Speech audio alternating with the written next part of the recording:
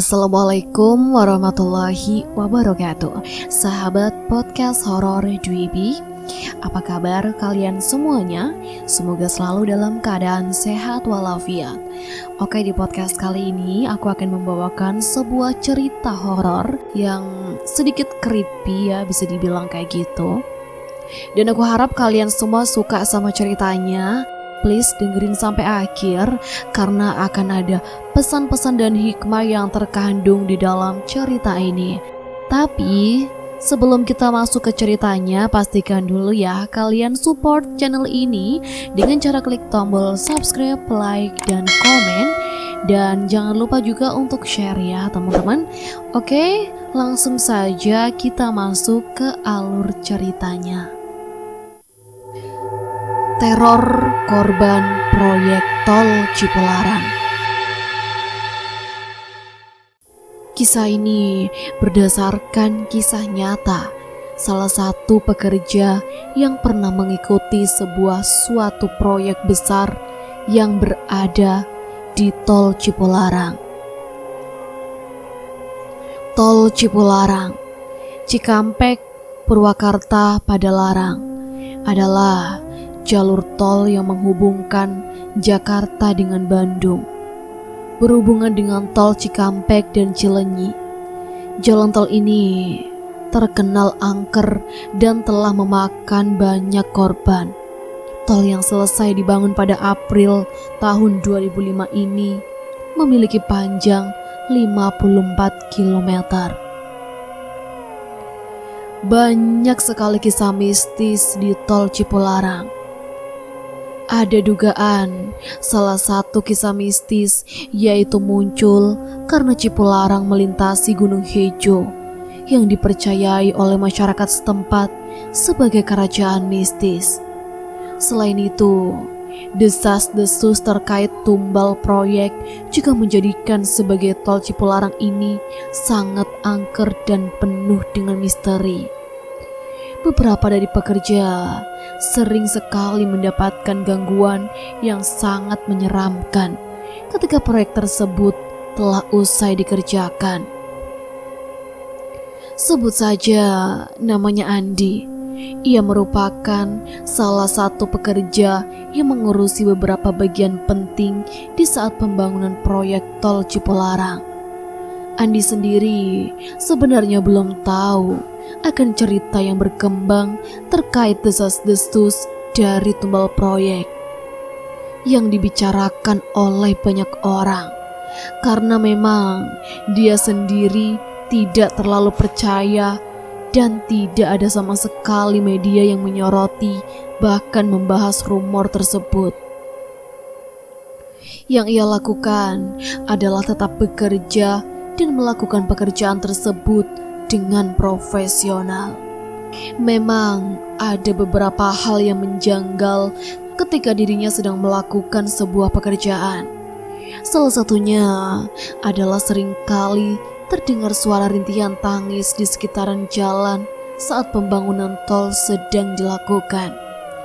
Selain itu, beberapa dari pekerja juga seringkali mendapatkan gangguan aneh terkait alat berat yang digunakan untuk meringankan pekerjaan. Terkadang alat berat tidak berfungsi sebagai mestinya. Lalu pernah juga alat berat itu bergerak sendiri seperti ada energi magnet yang menariknya. Namun hal yang benar-benar mengerikan ketika mengerjakan proyek itu sudah tuntas dan proyek berhasil dikerjakan dengan sempurna. Dan memang Andi sendiri meyakini bahwa setelah ia menyelesaikan proyek tersebut, dirinya tidak ingin lagi berkecimpung dalam pekerjaan pembangunan tol untuk selanjutnya. Bisa dibilang proyek pembangunan tol di Cipularang sendiri adalah sebagai proyek terakhir semasa hidupnya dan tidak akan pernah dilupakan akan kejanggalan yang ada. Tepatnya setelah 1 minggu proyek telah selesai. Saat itu, Andi masih mengurus beberapa dokumen untuk diterbitkan ke kantor pusat. Selain itu, dia juga membuat laporan penting terhadap pengerjaan tol tersebut. Kebetulan Andi mengerjakannya sendirian dan ia berada di sebuah penginapan yang jaraknya tidak jauh dari lokasi tol tersebut. Awal-awal ketika dirinya mengerjakan laporan, tidak ada satupun gangguan-gangguan aneh. Terlebih lagi, ia sendiri belum terlalu percaya akan hal-hal yang bersifat mistis. Namun, tepat di tengah malam, pintu tempat penginapannya diketuk oleh seseorang. Andi kira itu adalah temannya yang bernama Irwan. Karena seringkali Irwan mengunjungi tempatnya walau hanya sekedar ngopi. Andi pun membiarkan hal itu karena biasanya Irwan langsung masuk. Akan tetapi sedari tadi pintu diketuk hingga tidak berhenti-berhenti. Andi merasa terganggu. Ia pun langsung mengucapkan sesuatu. "Masuk aja Wan, gak dikunci." Tiba-tiba suara ketukan itu hilang. Andi kira Irwan hanya bermain-main karena tipikal Irwan sendiri sudah Andi kenali selama satu pekerjaan dengannya. Namun setelah Andi mengatakan hal itu, suara ketukan menjadi hilang dan Irwan tidak membuka pintu. Andi tetap fokus untuk menggarap pekerjaan. 10 menit kemudian, ia mendengar suara ketukan pintu lagi. Andi masih mengatakan hal yang sama. "Masuk aja Wan, gue lagi garap laporan." Namun pintu tetap tidak dibuka. Di situ Andi mulai curiga. Yang ia takutkan hanyalah satu, yaitu orang jahat yang hendak berbuat jahat kepada Andi di sela-sela tempat penginapannya yang sangat sepi. Andi kemudian bangkit. Ia berniat untuk membuka pintu tersebut. Namun baru saja ia bangkit, suara ketukan pintu terdengar kembali. Kali ini suaranya sangat keras, seperti ketukan orang yang marah. Andi mulai kesal dan juga sedikit takut. Ia berjalan menuju ke arah pintu sambil mengendap-endap dan perkecil langkah. Sebelum dirinya membuka pintu, Andi mengintip dari balik jendela.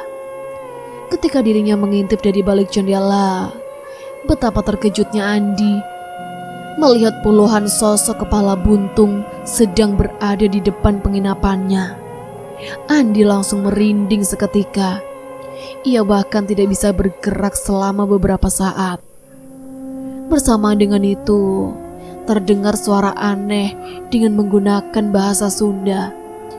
Dan sosok itu seperti hendak menunggu Andi untuk membukakan pintunya. Karena Andi sudah tidak sanggup, ia pun berjalan mundur ke arah kamarnya. Secara diam-diam, Andi menelepon temannya yang bernama Irwan. Andi meminta bantuan Irwan untuk segera datang ke penginapannya karena dirinya sedang dikepung oleh sosok kepala buntung yang bisa dipastikan mereka semua adalah korban dari tumbal proyek tol Cipularang. Irwan yang mendengar itu langsung kaget. Ia memerintahkan kepada Andi untuk tidak membukakan pintu karena memang sebelumnya ada orang lain yang diteror dengan hal yang sama. Ketika pintu itu dibuka, orang tersebut langsung kesurupan dan menjadi gila. Andi semakin khawatir. Ia tidak tahu harus bagaimana di saat sosok-sosok tumbal proyek itu masih mengetuk-ngetuk pintunya dengan sangat kencang. Alhasil, Irwan pun menyarankan kepada Andi untuk bersembunyi di bawah tempat tidur. Hal tersebut lebih aman agar sosok-sosok yang ada di depan rumahnya tidak bisa lagi mendeteksi keberadaan Andi. Andi mengikuti saran Irwan. Ia pun bersembunyi di bawah tempat tidur untuk menghindari gangguan dari sosok itu. Selama beberapa jam, Andi bersembunyi di bawah tempat tidur. Ia juga menutup mulutnya dan menahan lapar demi bisa selamat dari gangguan sosok-sosok tumbal proyek tersebut. Hingga akhirnya ketika menjelang subuh, Andi menelepon kembali Irwan. Ia meminta kepada Irwan untuk mendatangi penginapannya. Irwan pun segera mendatangi lokasi tempat penginapan Andi. Andi sangat berharap jika sosok-sosok itu sudah menghilang. Ia pun keluar dari tempat persembunyian. Namun, baru saja ia bangkit, suara ketukan pintu terdengar dari arah belakang. Andi pun kembali bersembunyi dan menelepon Irwan kembali sembari mengatakan jika sosok-sosok tumbal proyek itu berpindah ke arah belakang tempat penginapannya. Irwan pun tertahan di sebuah gubuk kecil yang berdekatan dengan tempat penginapan Andi. Sembari menunggu subuh, ia masih tertahan di sana. Singkat cerita, suara ayam berkokok terdengar dengan jelas. Namun, suara yang masih terdengar, ia mendengar suara aneh dalam bahasa Sunda. Hingga akhirnya suara azan subuh bergema. Suara aneh itu perlahan menghilang. Bersama dengan itu, Andi mendapatkan telepon dari Irwan. Irwan memberitahu jika sosok-sosok itu telah pergi. Irwan mengaku jumlah mereka lebih dari 30 dan terhitung ganjil. Sosok-sosok itu berjalan layaknya zombie yang tidak memiliki kepala. Mereka semua berjalan ke arah yang sama, yaitu ke arah Gunung Hejo. Ternyata tempat mereka berasal dari gunung tersebut. Alhasil, setelah kepergian sosok-sosok tersebut, Irwan langsung menemui Andi.